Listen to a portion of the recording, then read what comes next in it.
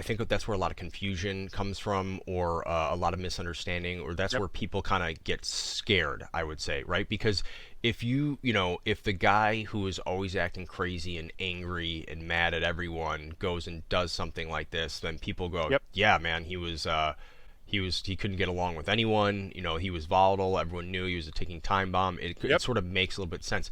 What you're talking about is Thomas Crooks he could hold it together. This Yep. guy had a job. He had friends. High He level had of a relationship with his organization. parents.